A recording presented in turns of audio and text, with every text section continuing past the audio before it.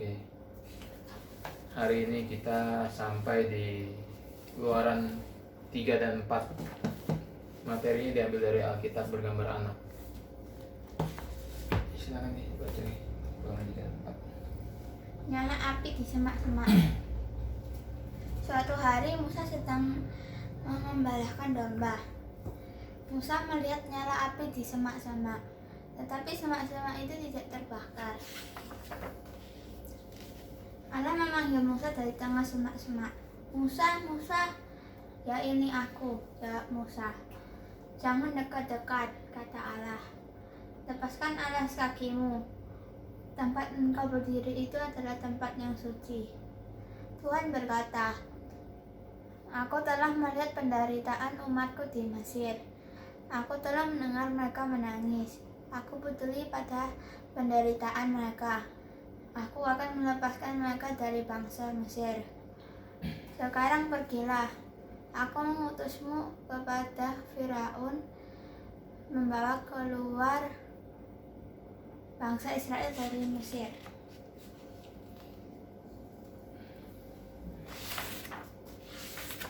Oke, seperti biasa kita akan mulai dengan Injil. Injil adalah kabar baik. Apa kabar baiknya?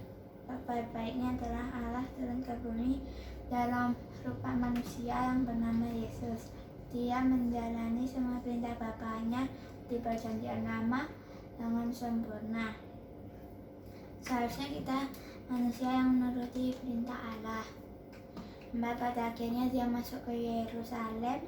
Dia ditangkap, dihina, dipukul, disiksa, dan disalibkan. Seharusnya kita manusia yang dihukum, tetapi dia tanggung semuanya di pundaknya. Dia didikam dan diremukkan oleh Bapaknya sendiri untuk memuaskan murka dan keadilan Bapaknya. Dia mati di kayu salib, dikuburkan 3 hari kemudian dia dibangkitkan sebagai tanda pembayarannya telah lunas dan nama baiknya telah dipulihkan, karena dia bukanlah seorang penjahat melainkan anak Allah.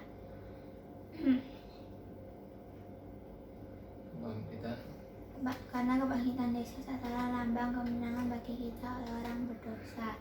Jadi kita orang berdosa supaya bertobat dan percaya Injil agar dapat diselamatkan dan dapat masuk ke surga dengan mengandalkan kebenaran Kristus. Oke, konsentrasi gini. Nyala api di semak-semak. Kemarin kita belajar Musa. Ya, Musa lahir, dipelihara 3 bulan, terus ditaruh di alang-alang supaya dia diambil sama putri Firaun. Ya. Terus diambil sama putri Firaun, dipelihara sama mamanya Musa sampai dia besar. Terus kemudian dia ngelihat orang Mesir ngelihat orang Ibrani dianiaya orang Mesir, terus dibunuh sama Musa, ketahuan, terus dia kabur. Dia menjadi seorang gembala. Ya kan, kemarin kan, ingat nggak? Kenapa dia menjadi seorang gembala? Dia disiapkan Tuhan karena dia akan mengembalakan satu bangsa yang besar. Terus di sini dia dipersiapkan, makanya diubahkan sama Tuhan. Yang dulunya 40 tahun tinggal di istana, 40 tahun tinggal sebagai rakyat biasa, sebagai gembala di tempat yang biasa. Kemarin kita belajar tentang iman. Ya. Iman adalah dasar dari segala sesuatu yang kita harapkan dan bukti dari segala sesuatu yang tidak kita lihat. Ya, ini papi ulang lagi supaya kamu ngerti. Kemarin kamu belum gitu ngerti. Iman adalah dasar. Dasar itu seperti bukti. Dasar itu apa ya, gimana jelasnya? Kalau kamu makan gula itu manis, ya kan? Kamu tahu gula itu manis. Ini beda sama iman. Kamu sudah tahu gula itu manis. Jadi kalau ada orang bilang, ya gula itu manis, ya kamu tahu kan? Ya, karena saya sudah pernah mencicipi gula itu manis. Jadi itu dasarnya, karena saya sudah pernah mencicipi. Tapi kalau iman itu dasar dari segala sesuatu yang kita harapkan dan bukti dari segala sesuatu yang tidak kita lihat. Ini secara umum. Ya. Jadi kamu misalkan nih, iman itu kan percaya. Kamu percaya bahwa Allah itu ada. Padahal kamu belum pernah ngelihat Allah, kita belum pernah lihat Allah toh. Betul nggak? Tapi kita percaya Allah itu ada. Dari mana kita tahu Allah itu ada? Dasarnya apa? Dasarnya ini firman Tuhan.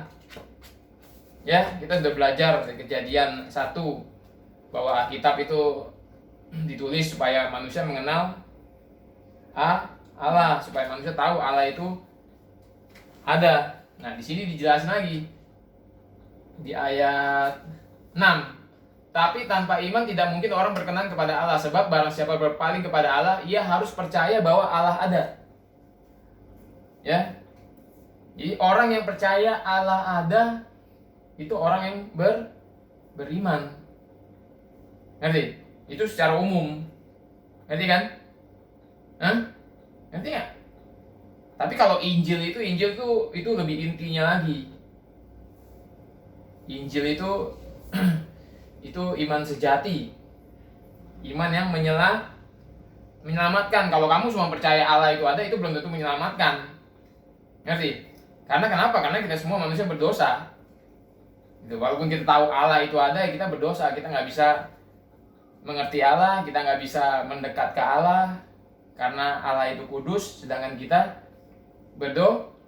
berdosa. Kita kotor. Jadi kita nggak bisa, sesuatu yang kotor nggak bisa mendekat dengan sesuatu yang kudus.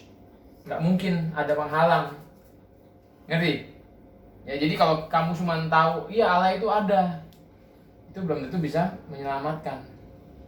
Tapi Alkitab berkata kekuatan Allah yang menyelamatkan itu hanya Injil. Yang setiap di awal kamu sebut Injil adalah gini. Pembahasannya apa, penjabarannya apa, yang setiap hari kita pelajari, itu ada dasarnya semua di Alkitab. Makanya itu disebut iman.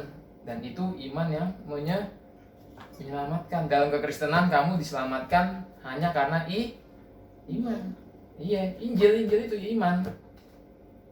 Gitu. Ketika kamu percaya Injil, kamu percaya apa yang kamu sebutkan tadi, kamu percaya, itu kamu sudah diselamatkan. Ngerti? Ngerti nggak? Kita diselamatkan hanya karena iman. Tapi iman yang sejati selalu diikuti dengan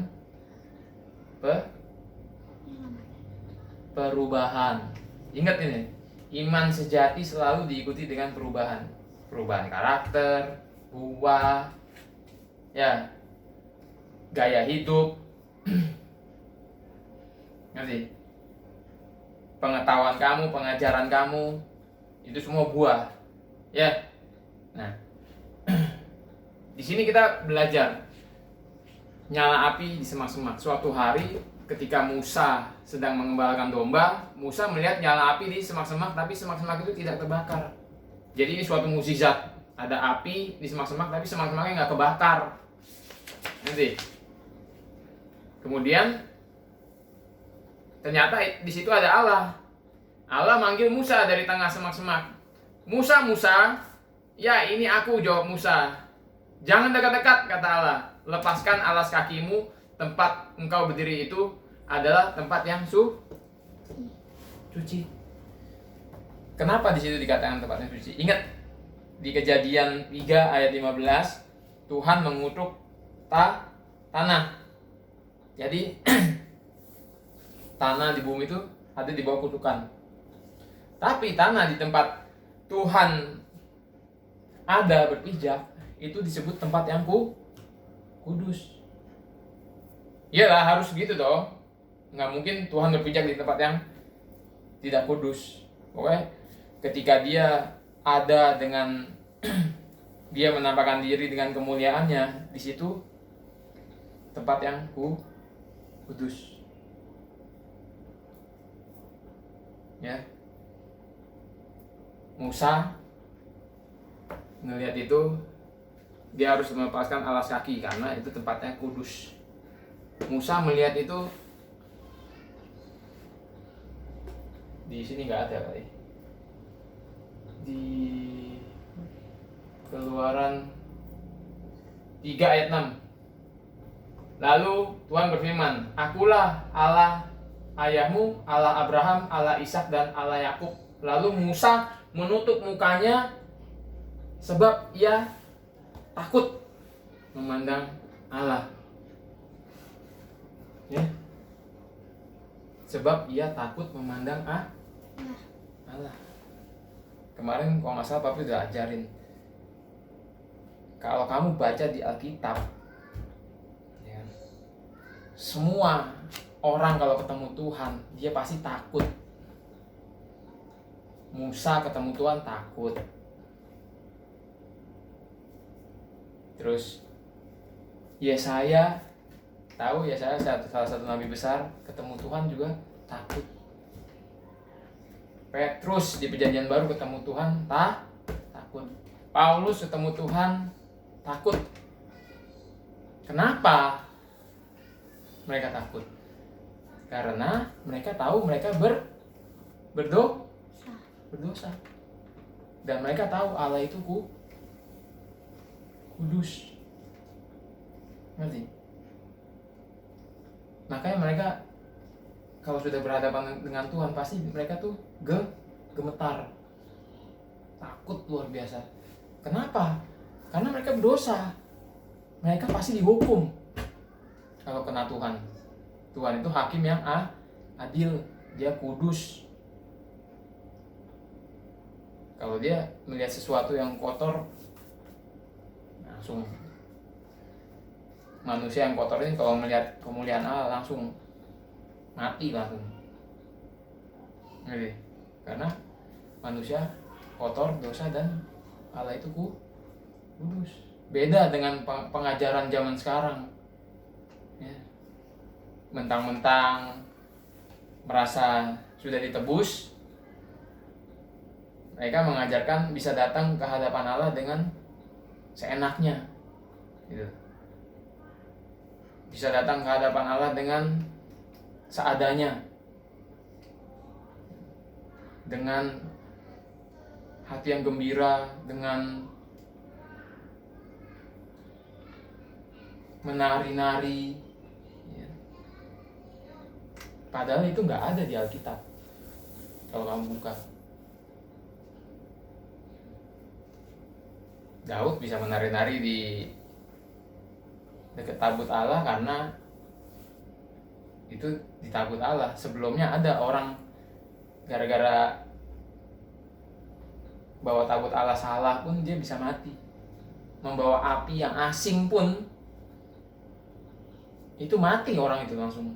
Salah dikit langsung mati. Karena Tuhan itu saking kudusnya, saking sempurnanya dia. Dia nggak mau sedikit pun salah. Jadi ya kita boleh, kita memang sekarang sudah ditebus oleh darah Yesus. Ya kita boleh, memang kita boleh datang dengan sukacita. Tapi itu di step keberapa? Kamu nggak bisa langsung datang ke Tuhan dengan perasaan senang, sukacita, bla bla bla bla, nggak bisa. Kita selalu datang ke Tuhan dengan perasaan gemetar, takut, karena kita berdosa. Waktu kita datang dengan gemetar, takut, dengan hormat, ya, karena dia Allah yang kudus, baru di situ kita dengan gemetar itu kita bisa ngomong, Tuhan, aku memang berdosa, Bapa, tapi pandanglah pada anakmu, pada apa yang dikerjakan oleh anakmu di kayu salib. Ampuni kami. Hanya dengan nama anakmu kami datang, dengan darahmu kami bisa datang mendekat kepadamu. Baru di situ kita bisa lega, mendekat. Kita bisa tenang karena kita berlindung di balik kebenaran Kristus. Gak bisa kita langsung datang happy-happy, menari-nari di hadapan Tuhan seperti yang diajarkan di zaman sekarang. Ya, lama-lama kita jadi ngelunjak. Ya, udah datang happy, terus dekat Tuhan terus minta ini itu lagi. Istilahnya Tuhan tuh seperti Sinterklas, atau seperti orang tua kakek jompo yang lagi duduk di depan pintu rumah jompo yang nggak tahu apa-apa. Ya, Tuhan bukan seperti itu. Di sini kamu akan lihat, ya, Musa takut. Jangankan Musa, malaikat aja tuh. Kalau kamu baca di Yesaya 6 kalau nggak salah.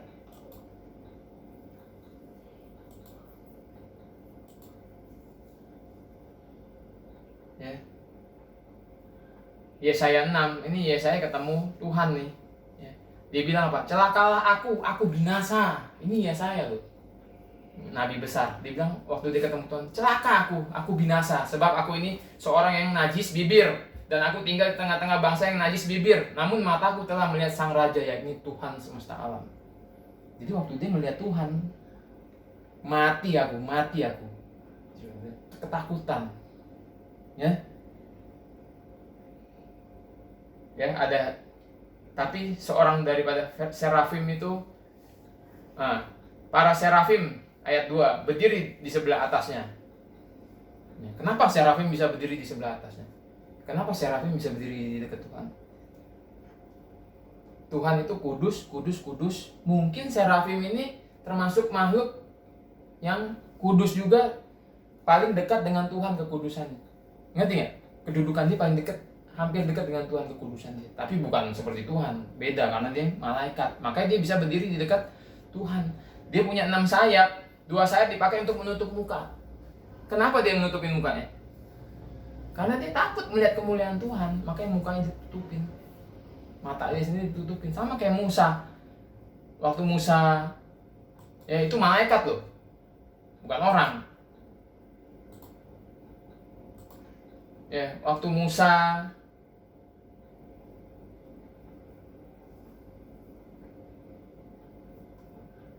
ayat 6, ya.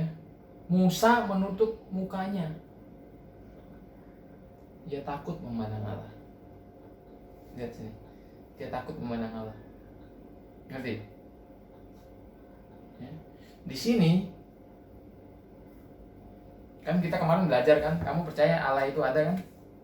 Di sini kita belajar Allah di sini menyatakan dirinya kepada Musa. Dia memperkenalkan dirinya kepada Musa, ya kan?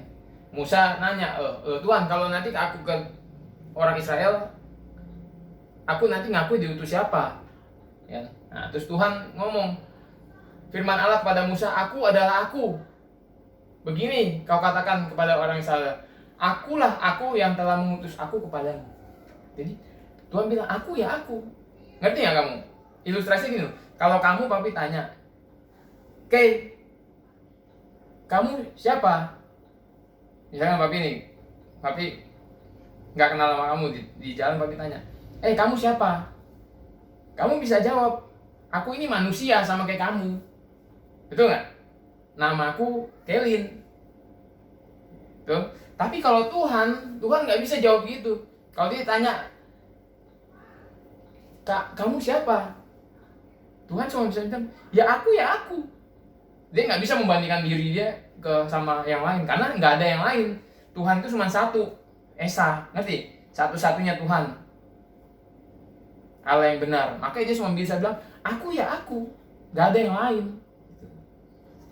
Aku ada dengan sendirinya, aku berdaulat, aku maha segalanya, aku sempurna, aku nggak bisa membandingkan, dia nggak bisa membandingkan dirinya dengan yang lain. Aku. Nah, di ayat 15 baru, beginilah kau katakan kepada orang Israel, Tuhan. Ini kalau kamu baca di teks Ibrani, ya, Alkitab kita ditulis dalam bahasa Ibrani aslinya. Tuhan ini ditulis dengan 4 huruf suci, YHWH, 4 huruf suci, tulisannya YHWH. Ya, nanti sekarang kamu belum ngerti lah. Di sini nama Tuhan, nama pribadi Tuhan. Sama kayak Kailin, nama pribadi kamu. Ini Tuhan menyebutkan nama pribadinya, YHWH. Allah nenek moyangmu, Allah Abraham, Allah Ishak, dan Allah Yakub telah mengutus aku padamu. Itulah namaku untuk selama-lamanya, dan itulah sebutanku turun temurun. Ya. Jadi di sini kamu kenal Allah itu ada, di sini kamu kenal namanya YHWH, ya, 4 huruf suci itu yang nggak bisa disebut sembarangan. Dan berdasarkan ini semua kamu percaya bahwa kita punya Tuhan yang punya nama YHWH, yang berapa ribu tahun kemudian dia turun dalam rupa manusia yang bernama Yesus. Ya. Dulu manusia, ya sekarang pun manusia nggak bisa kenal Allah sepenuhnya, hanya sedikit. Dulu perjanjian lama manusia sedikit bisa kenal Tuhan. Kalau Tuhan nggak menampakkan dirinya, manusia nggak ngerti. Ya.